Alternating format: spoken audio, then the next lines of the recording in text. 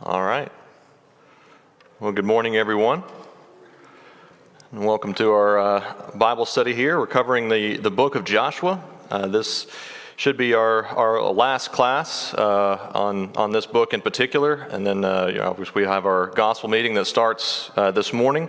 So Wednesday we'll have the gospel meeting, and then next Sunday we'll pick up with an introduction to Judges. So this will be our last class covering the book of Joshua. What we'll attempt to do this morning is just walk through the book and just do kind of a summary overview of the entire book, and then depending on time we'll talk about some additional themes. But Jay hit on a couple of the main primary themes of the book on Wednesday and covered that. So this morning we'll just do a review and kind of set the stage for Judges to start next week. So before we dive in, let's go to God in prayer, please. Our Father in heaven, we thank you so much for this opportunity to be here today, to open up your word, to study it. We ask that as we reflect on the things that we've looked at and learned about throughout Joshua's life and the people's conquest of the land, help us to take these things to heart, to know and to appreciate that you are a God who will fight for his people, will carry the load for his people, and you are a God who keeps his promises and makes sure that you will fulfill them for the betterment of those who put their faith and their hope and trust in you. And help us to do that, and help us to go out ourselves in this world and to be conquerors on your behalf, making the nations come to you. We thank you so much for your promise to be with us in that endeavor, and we can know and trust that you will do just that. Thank you so much for the blessing of your Son, through whom all blessings flow. It's in his name that we pray. Amen. All right. So in Joshua chapter 1, we're introduced to the character of the namesake of the book, but it starts off right at the very beginning with this pretty big event that kind of picks up right where Deuteronomy left off. But Moses, the servant of the Lord, has died. And this is a big event. This is a big deal for the people of Israel. Moses had been their leader. He had come with his brother Aaron to be leaders and representatives of God to the people while they were in bondage and slavery and Exodus. And Moses had been their leader. He had been their commander in military campaigns up to this point, and now he is passed on. He's going to be left behind on the east side of the Jordan, and now Joshua is going to come in and take his place. Joshua is rising up to be his successor. So who is Joshua? What do we know about Joshua the man?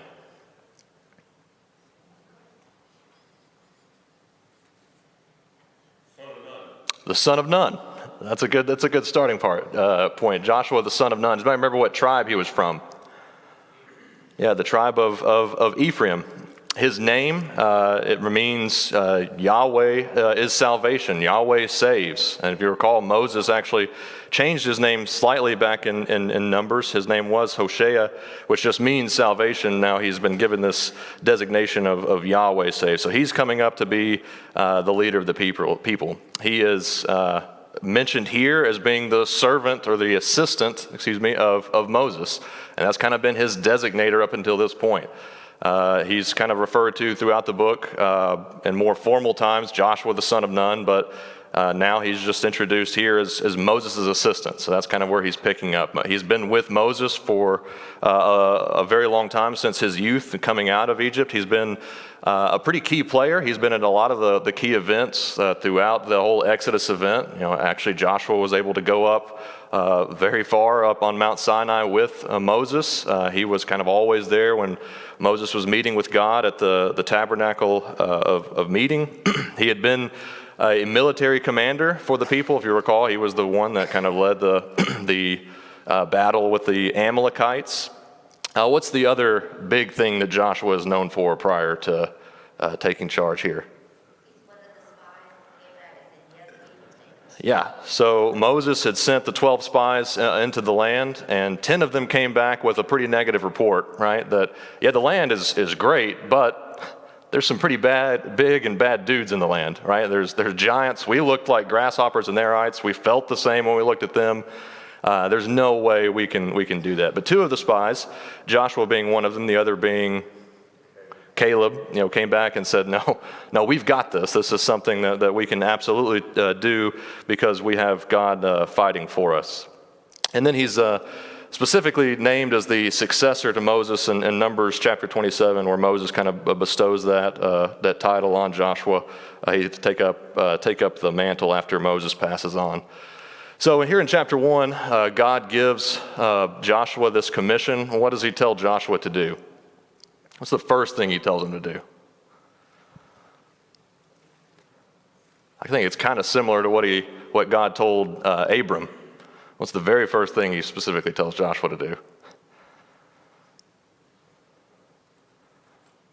Arise, go, right? That's the first thing when you decide to follow God or to be a servant of His, is get up and go. There's things to be done. There's work to be accomplished on His behalf. So He tells Joshua to go, to arise, go into this land that I'm giving you to possess. Then He tells him to be strong and courageous, right, as the leader of the people, and that will play out throughout the book. What is another command that God tells Joshua? Yeah, to stay on the path. Obey the law. I've given you very specific instructions to take this land. I've given you very specific instructions as a people on how to live. So obey the law. Stay on the path. Know it. Meditate on it. Meditate kind of has this idea of murmuring or speaking it to yourself over and over again. Meditate on it day and night. Don't let it pass from your mouth. Don't deter to the right hand or to the left hand. So that you will be prosperous in whatever you do. And then he tells him, and this kind of becomes another one of those key phrases throughout the book, but don't be afraid, right? When God is promising to fight on your behalf, this command comes along with it, do not be afraid, right? I'm with you. I'll be with you wherever you go. Wherever your foot touches, that's going to be your land. No one is going to be able to stand against you when you fight on my side. Then God promises Joshua several things. He says that I'm going to give this land to Israel, that no one is going to be able to stand before you. And it's going to cut off on me again here, but he promises that he will be with the people and that Joshua himself will be the divider of the land. And so this is one of the key themes. I think Carrie brought this up in our last class on Wednesday. One of the overarching themes of the book of Joshua is God's fulfillment of His promises. Right? This is kind of what it's all been leading to up this point, specifically with the promise of the land that's going to be given to God's people. But all along the way, you see, even just in these little things, that God keeps His promises. That God says He's going to be with His people, He's with His people. God says that He's going to fight for them, going to fight for them. He just tells Joshua, you're going to be the divider of the land. Joshua is the divider of the land. God keeps His word. One of the main themes of the book. Then progressing to the back half of chapter 1, you kind of have the introduction to the plan. They're going to cross over the Jordan within a few days. But he gives specific instructions to the tribes of Reuben, Gad, and half the tribe of Manasseh. What is his specific admonition to those people? Or what's the deal with them first?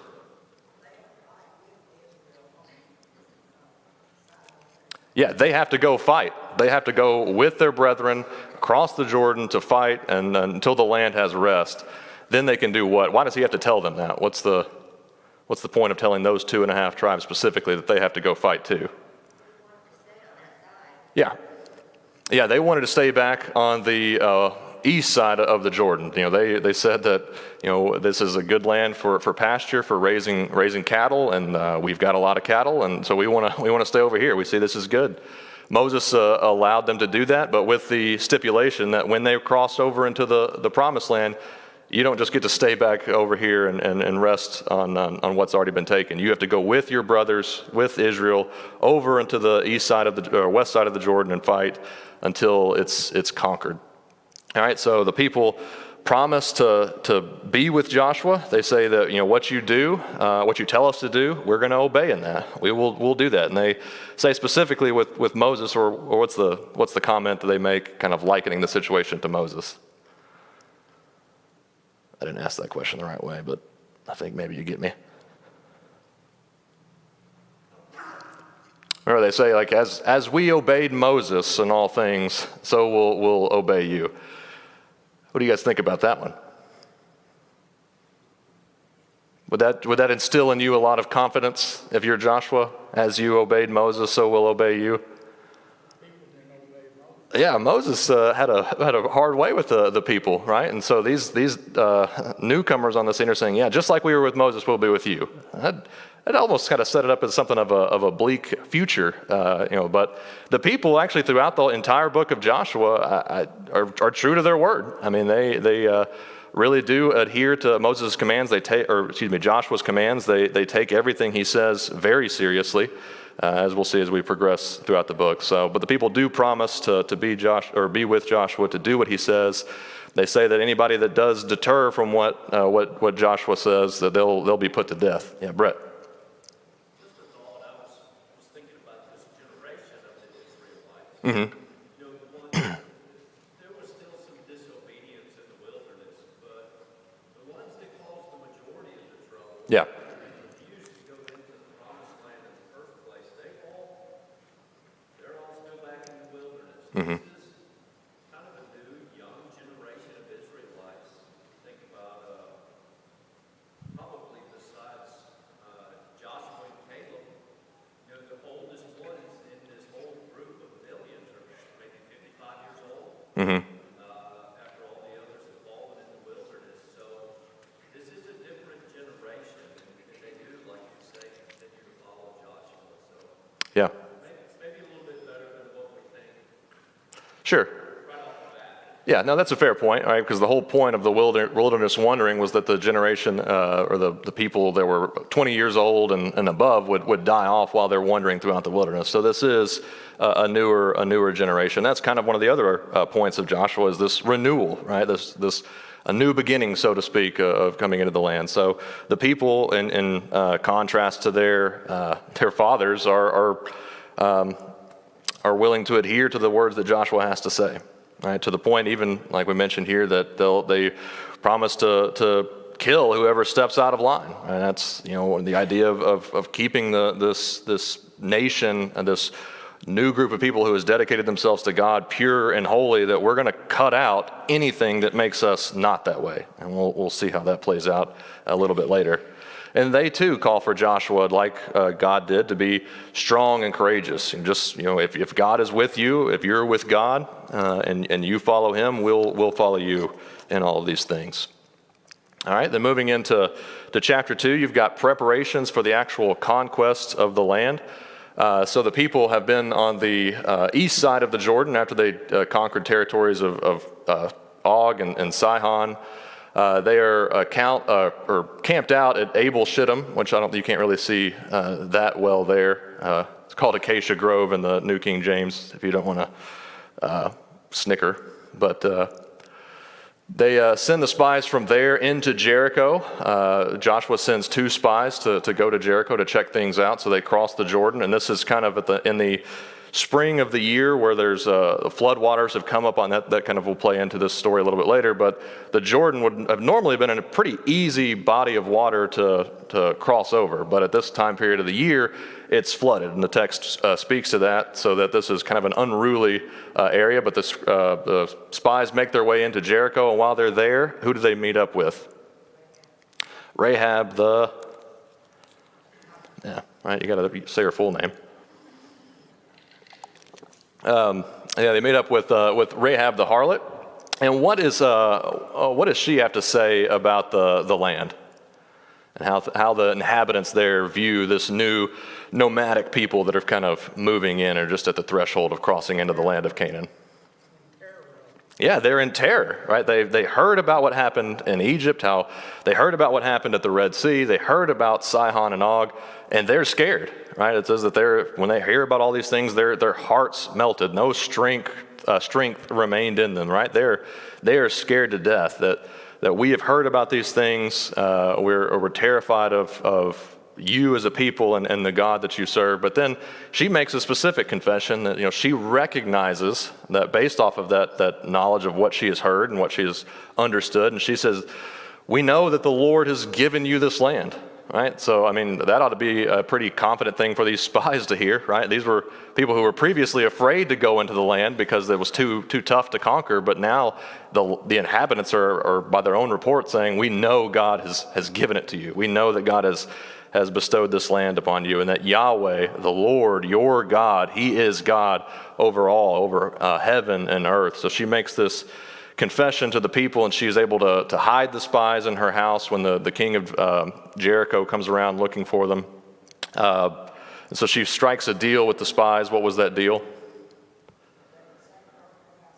Yeah, our life for yours, right? If you keep what we've done here a secret, and you set up the scarlet rope in your window, because you have saved us, because you have treated us with this kindness, because you have dealt with us this way, anybody that's in your house is going to be saved when we come to take over the land. But anybody that steps outside of your house when we're here to conquer, their blood's on their own hands. So she makes that deal with the spies, and the spies escape, and they hide out in the wilderness for a couple of days while they kind of wait for things to die down, and they return to Joshua, and they give Joshua the report that we've got it, right? So just as the two spies came back with a favorable report when Moses sent out the 12, now these two spies come back with a favorable report that, listen, everybody is scared to death. We know that God has given this land into our hands.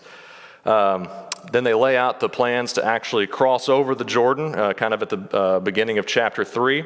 And Joshua gives specific instructions to the people there in verse 5 to sanctify themselves. And what does that mean? What does it mean for the people to sanctify themselves?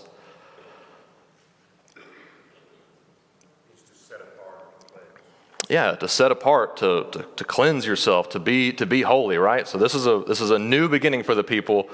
Set yourselves apart, sanctify yourselves. We're about to move into this land where you are supposed to be the primary influence on the people, whether that means driving them out or actually converting them and bringing them in. Not the other way around, right? They are not supposed to be this influence on you where they taint you, where they cause you to be made unclean. You are the ones that are supposed to sanctify yourselves and then bring that with you into the land. All right? Then moving into the rest of chapter 3, God tells Joshua in chapter 3, verse 7, like he promised at the beginning, that I'm going to exalt you. He says, this day I'm going to start to exalt you amongst all the people, just like I did with Moses. So you see these comparisons as we continue to progress throughout the book of Joshua being a successor that is like Moses. So he tells him that he's going to exalt him in front of the people. He tells the people that the ark is going to go in front of you. This is land that you've never been in before. You don't know the way. And so follow the ark. And what does the ark symbolize? Yeah, this is God's presence among the people. It is God leading his people just like he has throughout the wilderness. Now he continues to do that as they go in and conquer the land. But they're supposed to keep a healthy distance from the ark, right? Again, stressing God's holiness. They just sanctified themselves, but continue to understand and appreciate God's holiness. They're supposed to keep a distance between themselves and the ark of 2,000 cubits. That's about 1,000 yards or 3,000 feet. It is and I think Jay mentioned this in one of the other classes when we were talking about the Levitical cities, but it's the same distance that Numbers references about how big the communal lands of the Levites are supposed to be around those cities, right? The 2,000 cubits that I think Jay mentioned. That's how much land the Levites are supposed to have outside of their Levitical cities. It is also it became the acceptable standard for a Sabbath day's journey, by Jesus' day was 2,000 cubits. So that's kind of where you kind of see these things kind of start out. But the priests are supposed to carry the ark, and as soon as they take the ark to the edges of the water, and again, this is flood season, so these waters are up, they're unruly. They're, not even the banks can hold them in, but as soon as the priest's feet are supposed to touch the water, what happens? The waters are supposed to be repelled back, right? So they end up being stopped up, far upstream, and then the rest of the waters kind of end up going all the way down into the Dead Sea. So this floodplain turns into dry land that the people are able to cross on as soon as the priests touch that water. As they cross, they're supposed to take stones out of the river to memorialize what's happening, right? So as they are crossing, Joshua appoints 12 elders of the people, of the tribes, to take up stones as they cross where the feet of the priests were standing, and they're supposed to set them up on the other side as a memorial. And what's that memorial supposed to really be about? Showing the rest of the world? And tell their children about, right? And that's one of the big things that you see these memorials that are set up throughout the entirety of the history of Israel. It's so that when your children ask, you can tell them. It's supposed to be this beacon along the way that someone can point out, children specifically, and ask this question, what does this mean? And Joshua says, well, when they do ask, you can tell them that this is because of what God did for his people in allowing them to cross the Jordan miraculously. It says that this happens on the 10th day of the month. Does anybody know the 10th day of the first month? That's the month of Nisan in the Jewish religious calendar. Anybody know what is supposed to happen on the 10th day of that month? Yeah. So when they were supposed to, the congregation of Israel was supposed to select a lamb for the Passover on the 10th day. Actually, if you play that out in the New Testament, that's usually seen as the triumphal entry of when Jesus came in on the 10th day of the month. All right, so that's the day that the lamb is supposed to be chosen. So again, with that idea of the memorial in mind, right? Whenever they set up the memorial of the Passover feast in Egypt, what did Moses tell the people they were supposed to do? When you do this feast year in and year out, and your children ask you, what do you mean by this, right? That's one of the questions they ask on at Passover Seder. What do we mean by this? Every other day we do this, today we're doing this. And it's another way for them to be able to communicate the miracles of God and his saving his people. So you kind of see this kind of being tied in to a certain degree with Passover. But it's supposed to be this remembrance for generations to come. One of the things that I think that's pretty interesting, actually my mom pointed this out to me last time and I went and checked it out, but this is the first of 7 different kind of memorial stones that are set up throughout the book of Joshua. There's these 7 different events throughout the book where they set up stones to kind of see something, or it says that there's stones that remain to this day. You've got here, after the crossing of the Jordan, after the people stone and burn Achan, they put the heap of stones over him, which remains to this day. When they have the events where they actually are able to conquer Ai and they kill that king, they set up the heap of stones that are there to this day. The covenant renewal at Mount Ebal and Gerizim, they actually set up a stone altar, a memorial. When they were fighting the Amorite kings, and Joshua calls out for God to allow the sun to stand still, and they were able to conquer them. It says they set up a memorial then after that. When the people, the Ephraim, Gad, and Manasseh, Ephraim, Gad, and Manasseh go back to the other side of the Jordan, they set up the memorial, which we'll talk about later. And then lastly, the final covenant renewal at the end of the book. So there's 7 of these different events throughout the book of Joshua, where you've got these kind of stone memorials set up, which is pretty interesting. All right, so then in Joshua chapter 5, like Brett kind of alluded to earlier, we've got this new beginning. The people have now come into the land. They've crossed the Jordan, and then as soon as they get to the other side, people hear about it, right? Because that's not something that you're supposed to be able to do. You're not just supposed to be able to cross these flood waters at this time of the year. You're not supposed to be able to just cross Jordan.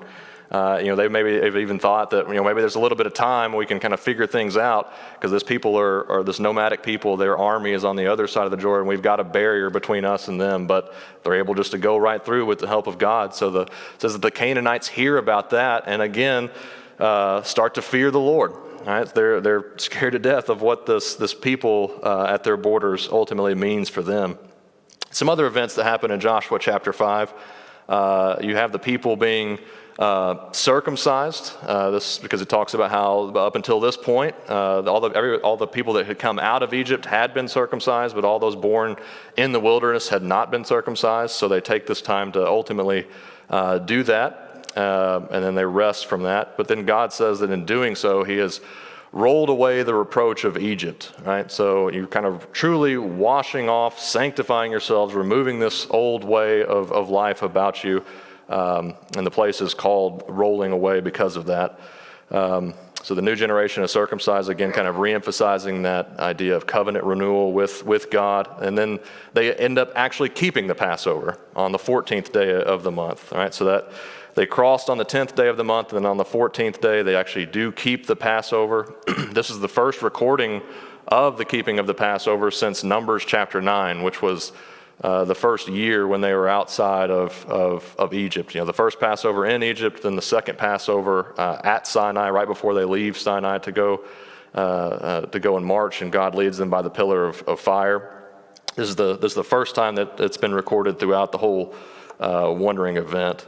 And then what else happens right after the Passover at the end of chapter 5?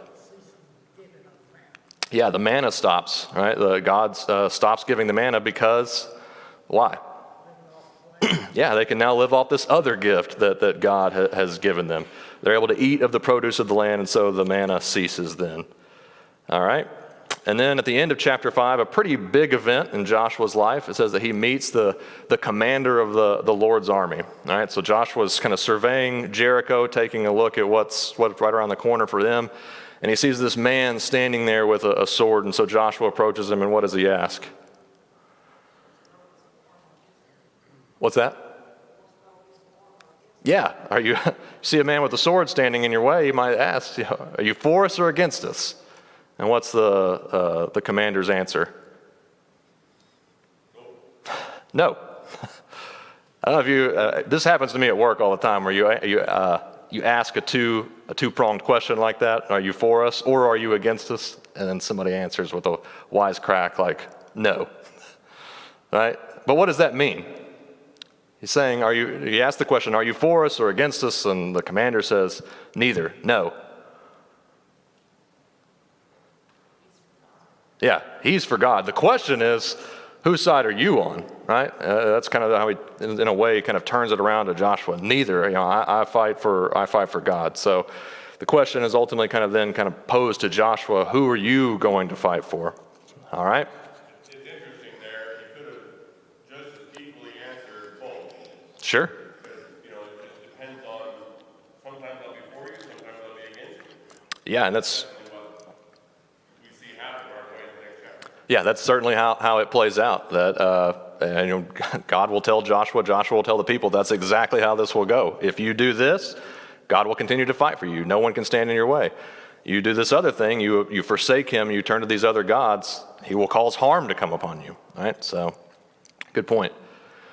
All right, then moving into chapter 6 through 8, you've kind of got the most detailed stories of the conquest of the land with the idea or the stories of conquering of Jericho and Ai. And so, this is kind of one of the things that comes up several times in the book of Joshua, but, when they're standing there at Jericho, God tells this to Joshua. Joshua again tells this to people. It's actually part of their war cry right before they take the city. But God says, see, I've given it to you. This is yours. You haven't done it yet. It's there. It is still the standing city, and all these other cities and all these other kings are still standing. They're still around. But he says confidently before the event actually takes place, I've given it to you. See, it's yours. All right. All you've got to do is put your faith and your hope and trust in me, and it is yours for the taking. So the people have this 6-day where they march around the city one time each day. They keep complete silence as they do that. Then on the 7th day, they march around the city 7 times. All right? And then Joshua, after the 7th time, says, see, cry out, for the Lord has given you this city. Right? Cry out with a loud shout. Only don't touch Rahab, because we've made this deal with her. But they shout, and the walls come tumbling down, and all the people are able to go into the city from their vantage point, wherever they were around the city. Rahab is saved. She is spared. Joshua tells the spies to go and get her, and then she's kind of brought into and grafted into the people of Israel. Then the city itself is dedicated to God, dedicated for destruction here. So if you recall, we just talked about the feast of Passover. So you had Passover, picking the lamb on the 10th day, keeping it on the 14th. Then you have unleavened bread right after that, kind of right in the same vein, that same week. But what's the next feast in line? Does anybody remember? After you have Passover, unleavened bread. Yeah. Yeah, what do they do with it? Or what are they supposed to do with it? Well, they're supposed to give it to God, right? Right. The next feast in line after Passover, after unleavened bread, is the Feast of First Fruits. Right. This is the actual offering up to God of the bounty of the land. So the people do that here. They're supposed to dedicate the city to God, take all of the spoil for this first city with Jericho, and dedicate all of it to God. All the gold, all the silver, all the bronze, all the iron, everything of value you're supposed to dedicate to God, put into the treasury of the sanctuary of God. So this is an offering to Him. But something happens in that event, kind of played out in the beginning of chapter 7. But the people end up going and trying to fight at Ai. And how does that go? They go send some spies up to Ai, check it out.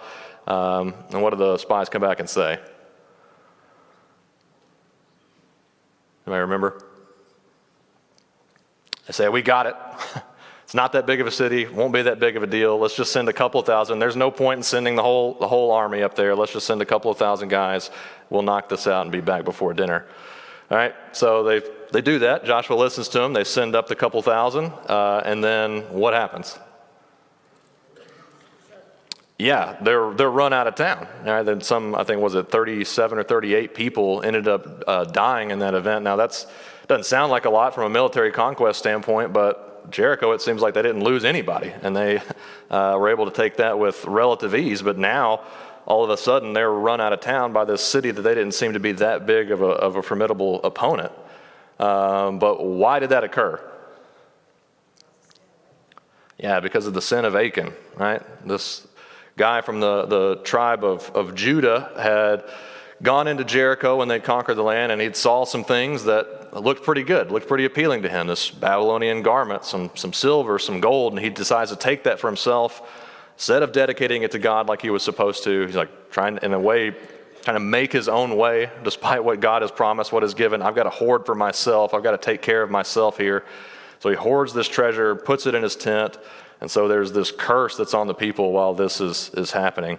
And so Joshua calls all the tribes to come through the land, or come to him, tribe by tribe, then family by family, then household by household, then man by man.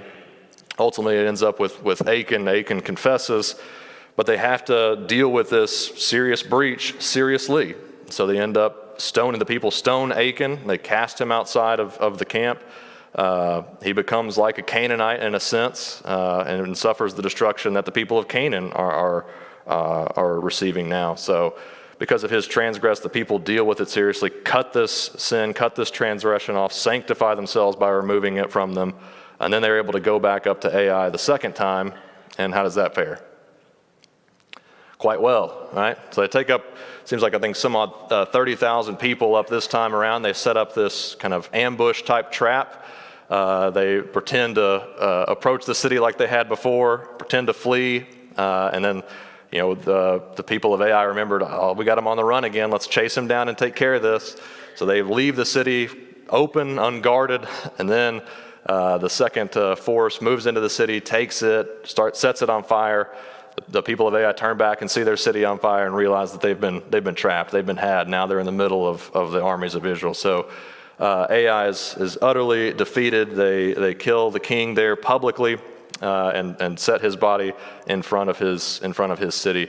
And it says then that Joshua's fame and the people's fame starts to spread even more so throughout the land, right? So we've had this miraculous crossing of this group of people crossing the Jordan and then coming into the land. Now you've beat these two cities, Jericho and Ai. Ai had about 12,000 people that they would put to the sword. So their fame is starting to spread. But because of the sin of Achan, and you kind of see this play out at Ai, there almost is does that expose a chink in the armor, so to speak, of the people? Does people that everyone was afraid of prior to the sin of Achan now seem like they might have a vulnerability to them, right? It was at Jericho that the people didn't come out to fight them. And then at Ai, it seems like they didn't really come out until, or it didn't happen until after the sin of Achan that they seem like they may be beatable.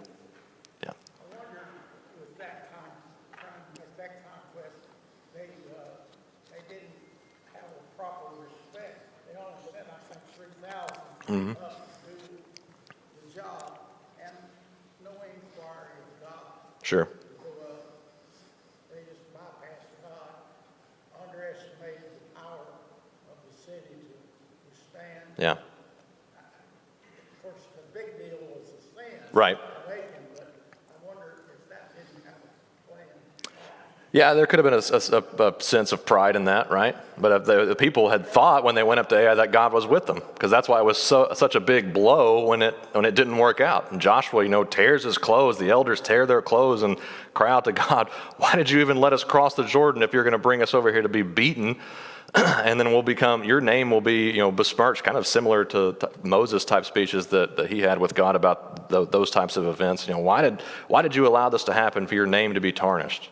Well, it wasn't God tarnishing his name, it was the people, right, through their prideful actions or through this sin specifically. But it ends up having these long-lasting effects throughout the land and the rest of their conquest, because now people actually do come out to fight against them. People try to scheme and figure things out, ways to get around them and to beat this foe that come into the land.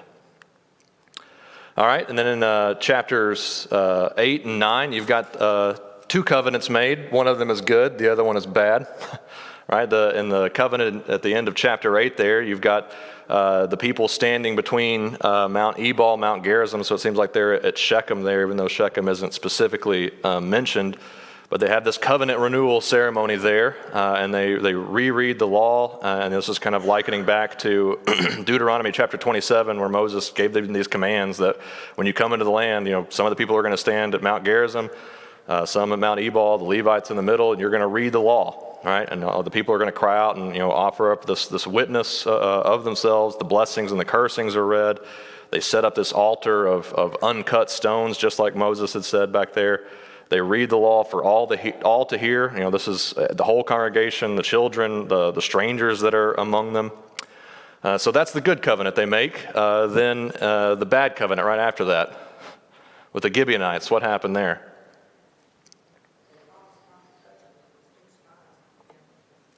Yeah, so the people of Gibeon had kind of brought in these ambassadors that made it seem like they were far away, even though they were just literally maybe 10 miles westward. But they make it look like they've traveled this far journey, and they end up deceiving the people. The people don't inquire of God. They check it out themselves, but they don't inquire of God. Like, okay, yeah, your story seems legit. I see your food looks moldy, like you said. Your clothes look worn out, like you said. Everything you're saying seems legitimate, but it says specifically they don't inquire of God. And so the people end up making this covenant in peace with them, and then they found out that they'd been deceived, and so they ask, why did you do that? Why did you deceive us? And their answer is, we heard about God. We believed that you were this force to be reckoned with, and so we were afraid, and we figured that this was the only way to make that work. So they're allowed to live, but now only as servants. But they are kind of grafted into the people. It's kind of interesting, the similarities between this Gibeonite event and the story of Rahab, right? You have these two foreign peoples that heard about these events, were afraid, but they believed in God. They believed that they needed to be aligned and associated with this people, and they confessed that, and they end up acting deceitfully. But their deceit is ultimately overlooked because of their faith. And so both Rahab and both the Gibeonites here are grafted in and become part of the people. Then in chapter 10, you've got the southern conquest. The Gibeonites call on their treaty because they get attacked shortly thereafter. But Joshua honors that.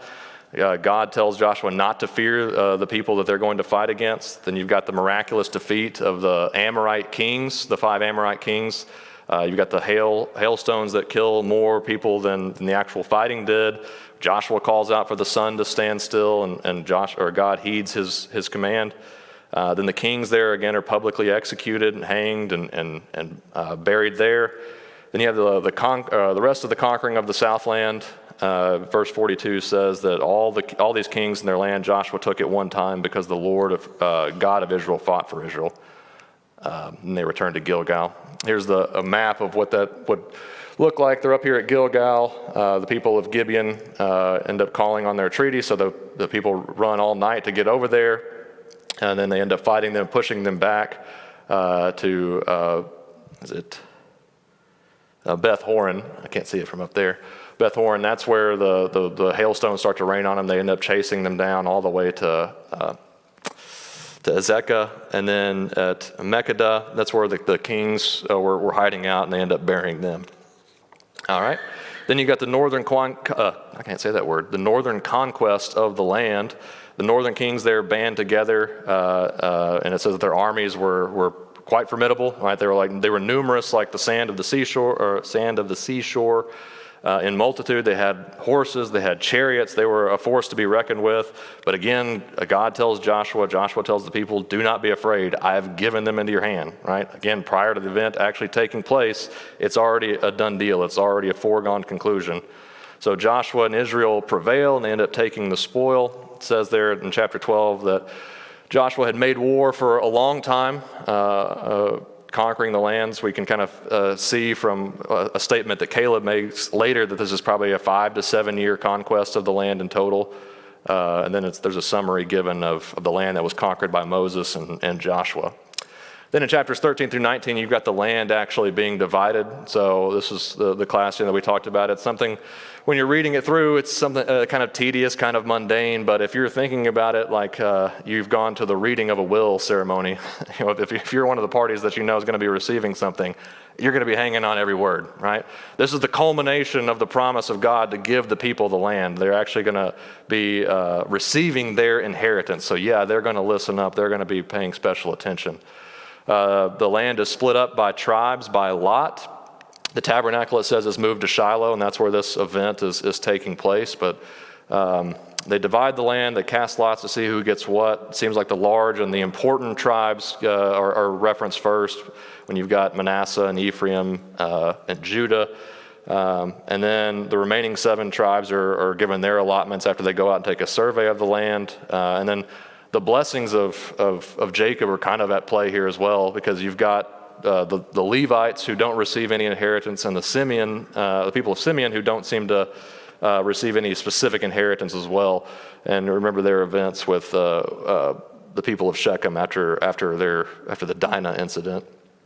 Then you have special allotments that are given to Caleb, to Joshua, and like I mentioned, there's no specific land for the Levites because their inheritance is of God, but Caleb and Joshua, the 2 faithful spies, are given special treatment. But Joshua even more so, because Caleb is given Hebron, and if you recall, Hebron ends up becoming a refuge city, a Levitical city.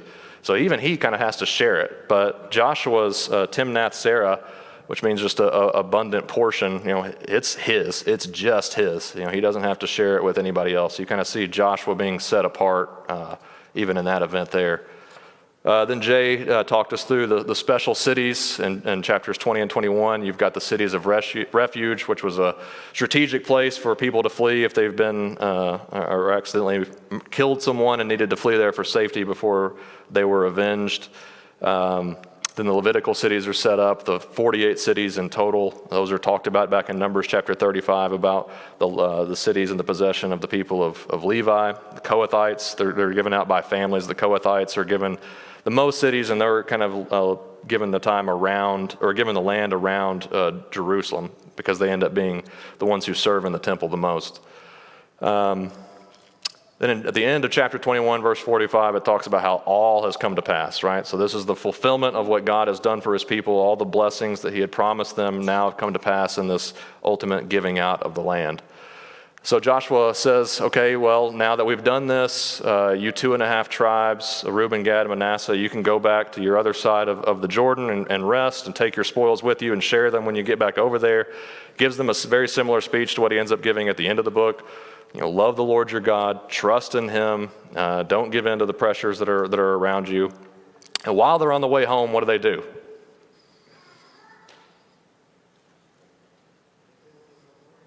Yeah, they build up an altar on the way home, and they set it up, interestingly enough, on the west side of the Jordan, right? They set it up on the side of the Israelites. But anyway, the children of Israel hear about it, and how do they respond? Do what? Yeah, they didn't like it. They end up getting everybody together. They go up to Shiloh, and they're ready to make war against the 2.5 tribes. But they end up sending this delegation. They send Phinehas and other elders to inquire. And ironically, the 2.5 say that it was set up as a way to memorialize the group's unity. right? So what ended up almost causing war, they're saying, no, you guys got it all wrong. This was a misunderstanding. We set it up as a way to memorialize our unity between East and West. In case down the road people say, what inheritance do you have with Israel, or what do you guys have to do with us? You can look to this and say, no, we're all together. We were all blessed together by the Lord. So everybody is appeased and ends up going home. And at the end of Joshua in chapters 23 and 24, which we just covered a couple of weeks ago, but you have these speeches that Joshua gives, which include this look back on what God has done for his people, both historically and in recent events. Remember the Lord your God. Remember what he has done for you, how he has fought for you. And I look forward to that he will continue to do more of the same. And the call to be courageous, to hold to him, to love him, and then a warning about the perils of not doing that. Right, and that's kind of what sets up the book, or sets up Judges, which we'll talk about in our next couple of classes.